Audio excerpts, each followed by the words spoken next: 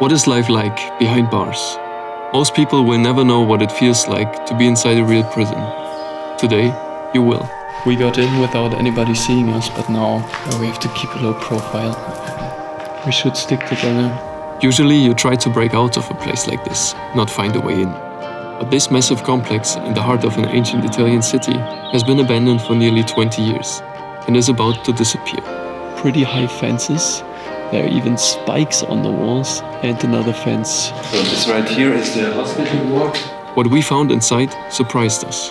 Hidden within this huge maze was a second prison, older, much more decayed, and holding stories that had been locked away for decades. It's really weird that in this part of the prison there are quite a few kids' toys.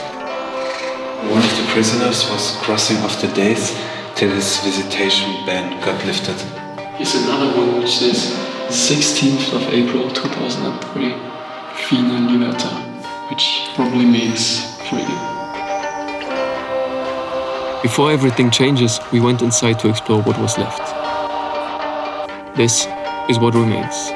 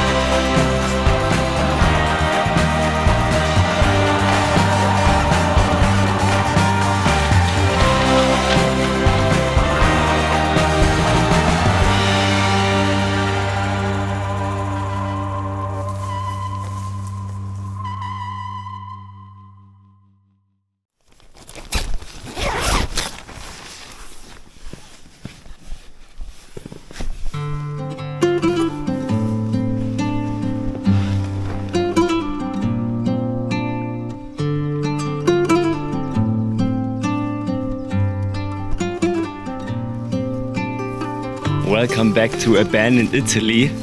Phil and I are accompanied again, of course, by Toby.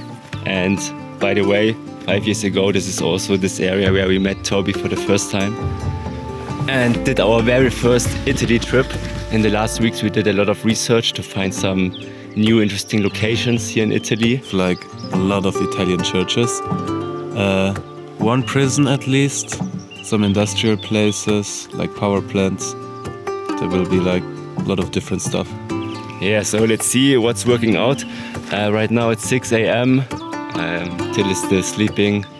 We try to wake him now and then it's time to get on the road to start this trip. So far, Italy has given us our best stories. Almost every year we return, often to the same regions, and still somehow find new places we can't believe are real. And around the corner, there's always another one waiting. After a few days exploring the north, we headed down into central Italy for the most uncertain and maybe even the riskiest exploration of this entire trip. Today we're gonna explore a prison and we're not even sure if we can manage to get inside because it's in the middle of a city, quite busy, and we are 3 people, so it will be quite hard to get in without getting seen. The whole complex we're about to explore is very special because one part is a prison for men, the other one is an old monastery which was kind of reconstructed as a female prison, and as we know, the decay varies a lot, so we have very pristine places and then we have some with a lot of decay. So we are really looking forward to this location, but yeah, let's hope we can get inside.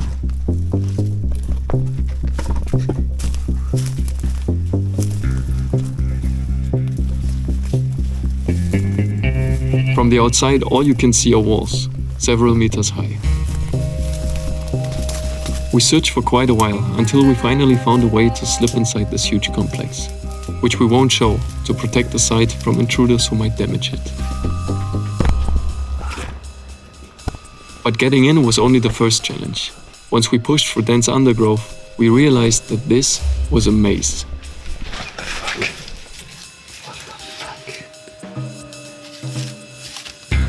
For minutes we climbed stairwell after stairwell, only to hit dead ends. Corridors branched into corridors. We went up and down, then up again, passing room after room, but all empty, leaving us to guess what they once were. Maybe offices or archives. The complex felt like it was swallowing us. Until, finally, we found it. The main gate of the large men's prison.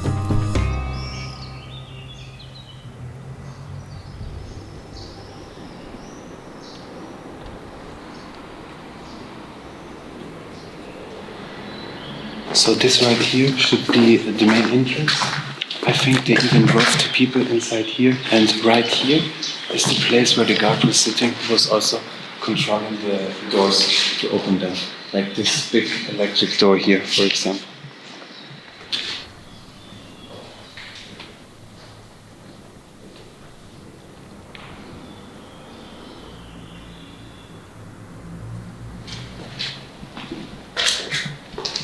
So right here at the entrance there is one of the visitor rooms. This is the one where the prisoners were separated with glass from the people who came to visit them. And there's another room where it's like an open room where they could sit together. Right here it says visitor room.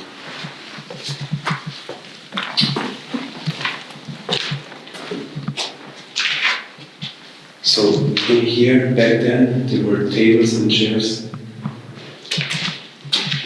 And this right here looks like the waiting area for the prisoners before they were let inside this room to talk to the visitors.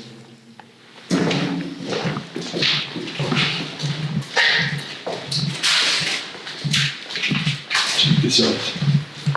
It's a collection of trophies. Oh, that's a football tournament, but it's for the people working in here, not for the prisoners.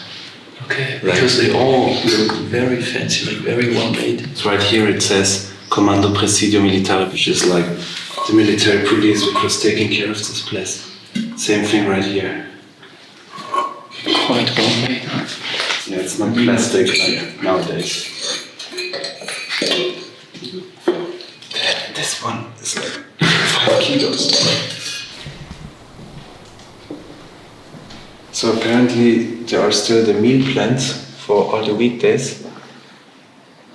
The food they were cooking for the prisoners in here. And it dates back to 2006. And right here is the list of all the food and drinks they got per weekday, exactly in grams or milliliter. So for example, what they got every day was pasta, 100 grams every day, 700 grams per week. The food they got was not that bad actually. Like right here, it's rabbit meat with white wine. And right here, it's raw ham, like typical Italian ham. They got a lot of meat, like every day.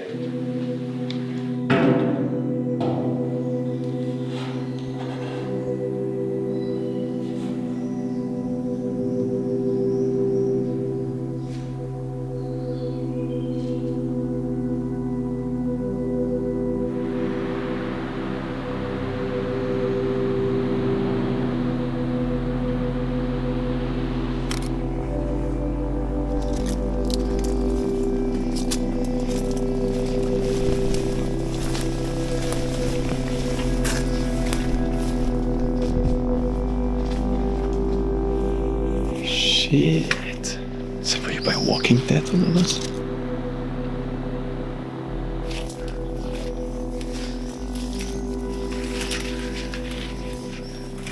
I'm assuming this one's the courtyard for playing ball or something. But it's a bit small for that.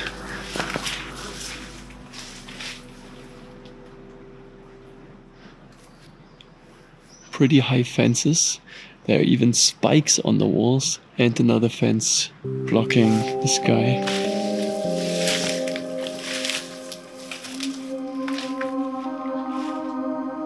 What the hell?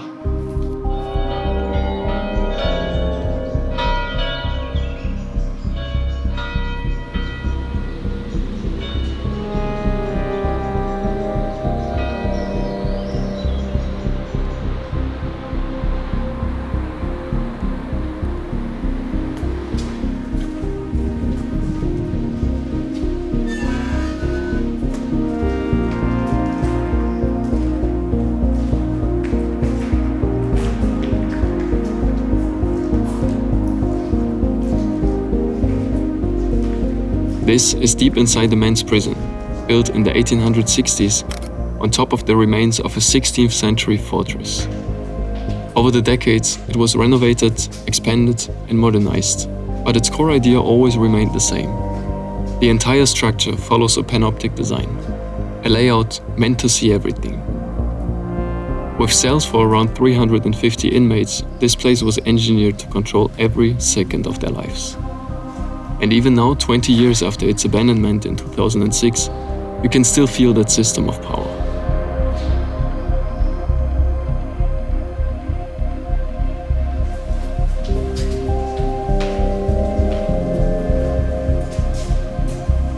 Most of the interior has disappeared by now. The furniture and equipment are gone. But the architecture remains, and with it, traces of the daily routine in this prison. At this cell door, it looks like they lost the key or something, because they had to cut open the door. So heavy. Unfortunately, all these cells are empty by now, but it's easy to imagine how it must have looked like in the past. Like over here, there was probably a bed. Here, some shelves. Up there's a TV. Maybe a cabinet over here. I see a radiator. There's a radiator and a small bathroom with a sink and a bidet, toilet. And if you were creative, you could even do your own clothing line. What do you think? How big is it? It's not too small. I don't know for how many people it is, but if it's just for one person, the size is pretty okay. There is a list from the Ministry of Justice with all the objects the prisoners were allowed to possess. It's a very specific list. For example, there it says they are allowed to have one small scissor with a round top to cut their nails, or a special type of razor to cut a beard. Here it's even better visible what the prisoners were allowed to have. For example, right here are the clothes. Like they were allowed to have 2 pants, 2 hoodies, that's 1 hat. It's all very clear. 1 pair of slippers. 5 boxers, like underwear. You're allowed to have your wedding ring, or you're allowed to have a chain like this one, but only if the weight is not superior to 20 grams. What first looked like repetition from the outside, with door after door after door, quickly turned into a mosaic of individual stories once we stepped inside the cells and took a closer look. Every room held something personal, like faded posters, torn and barely clinging to the walls, or drawings, notes and names. Dates etched into the surface. Each cell felt different. The inmates improvised with what they had. Small, fragile attempts to make these few square meters their own world and take back a sense of control.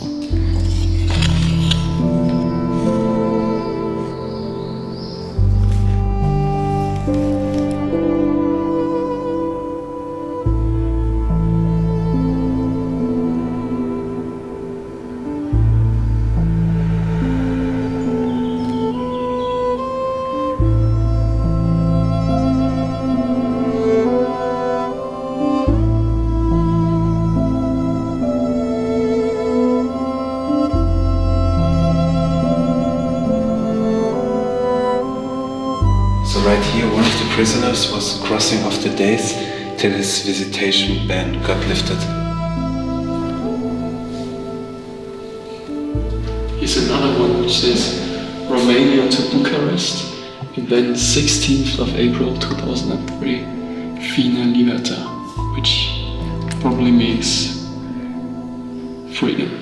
So he got out of prison, or he can get out of prison.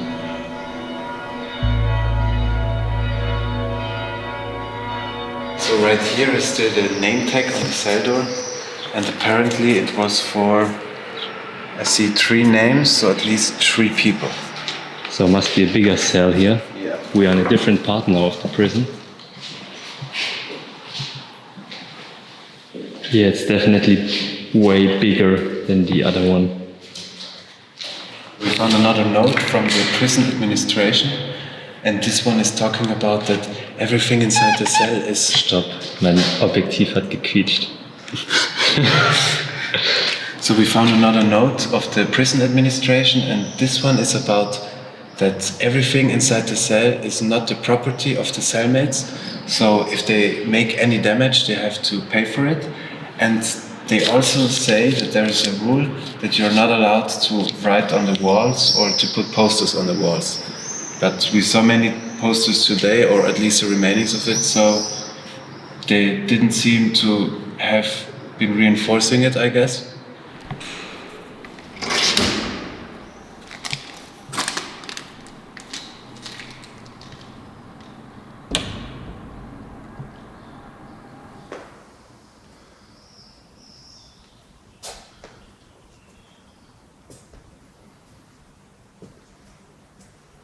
We just found the old library from the prison. So right here it says when the library was open, like Monday to Friday, for like 4 hours a day, 2 hours in the morning, 2 hours in the afternoon. And in here are the specific rules. So like they're allowed to have not more than 2 books and for a maximum duration of 15 days. And they will like charge you a fine if you don't give them back in time.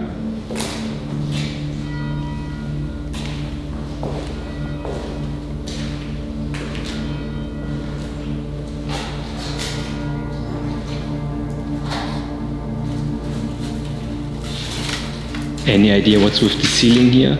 It looked like they built this so this place won't collapse. I guess it's because this building is pretty old, so maybe they reconstructed it at some point. It's not in the whole building, it's just a few hallways which has it this way.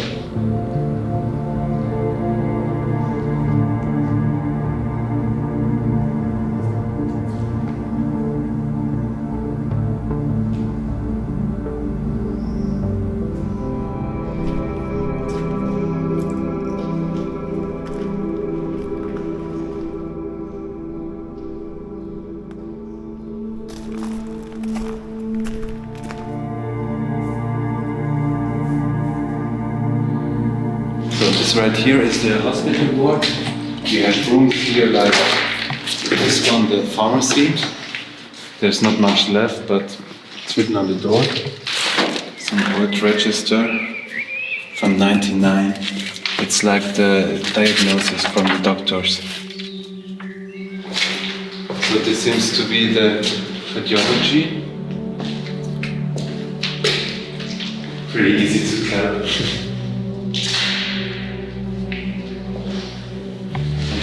It still smells like a hospital in here.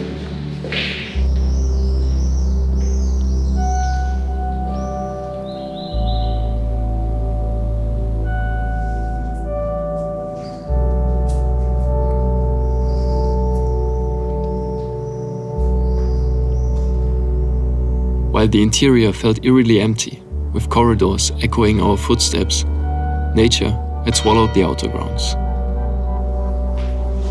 But this historical site might wake up from its deep slumber soon. Plans have been discussed to transform this massive complex in the heart of the city. And inside the women's prison, we began to notice the first signs of that change. Hidden within the maze was a narrow passage, connecting both places of confinement. The deeper we followed it, the further back in time it seemed to take us.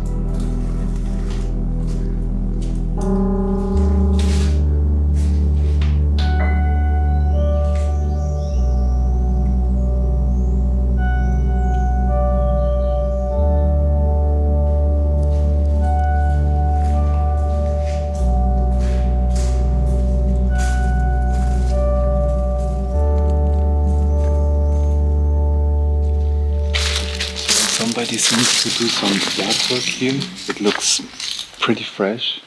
and we're super close to the entry, like where a big chain and lock is. So I don't know what people got planned for this place.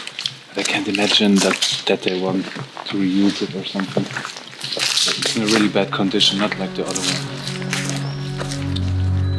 Originally, these were the walls of a convent from the 16th century. By the mid-1800s, the religious complex had been transformed into a women's prison. And over the decades, the structure was altered again and again. Yet the chapel remained, a quiet reminder of what this place once was. There is this pitch and shit everywhere, and you can really smell it.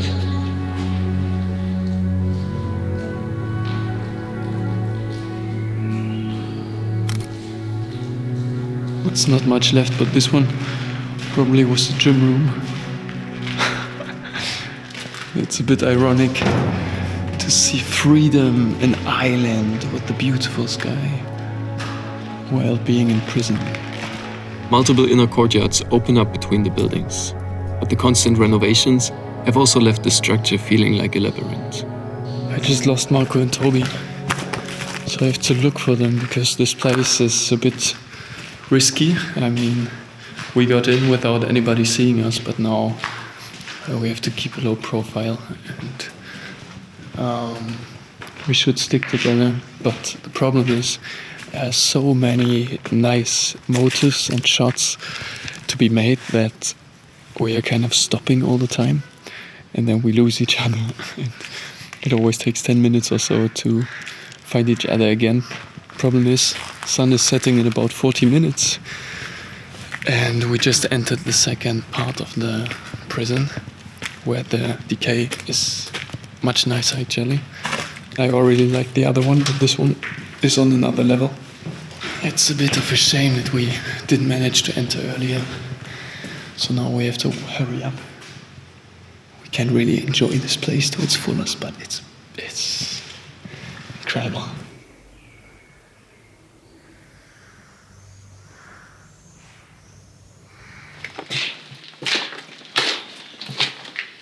It's really weird that in this part of the prison, there are quite a few kids' toys. So we were wondering, like, did they lock up the kids together with their mothers? Because that's a female prison right here. Or did they allow them to visit their mothers in prison and they gave them some toys to play with? But yeah, it's like really weird to find kids' toys in a prison.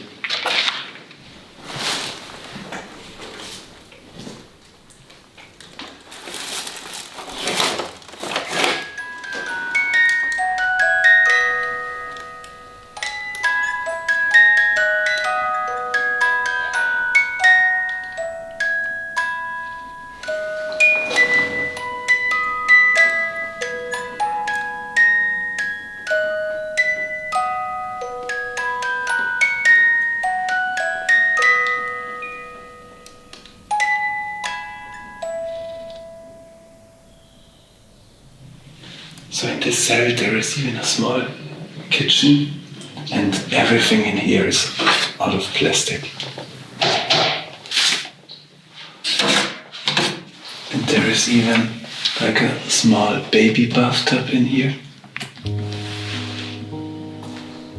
Over time, countless women passed through these walls. Some stayed for months, others for years, each carrying a different story. During the Second World War, political prisoners were also held here. Around 250 to 300 Slavic women from abroad, who had been persecuted as anti-fascist partisans, were confined in 7 large rooms and survived on minimal food rations. Despite the conditions, they began to organize themselves, supporting one another, and especially the mothers and children among them. Today, a memorial plaque on the prison walls still remembers them. There you go. It's a hairdresser studio with everything, the whole flair. You can have little pillows with hearts.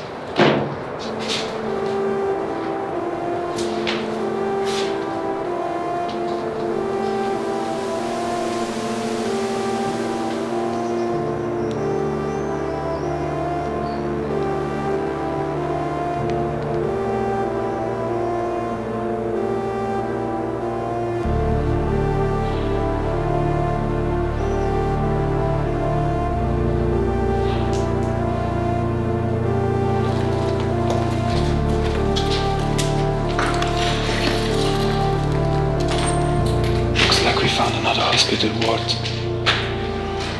After 20 years of abandonment, change finally seems to be coming. Both prisons are planned to be merged into a new judicial center, bringing courts and offices together in one place.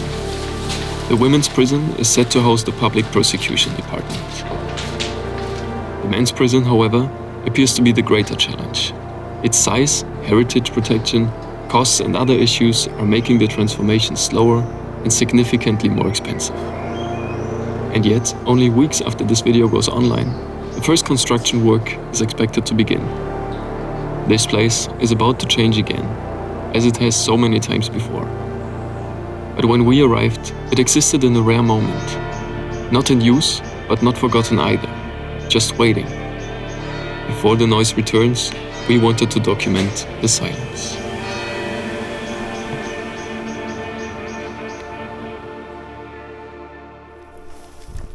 Next time.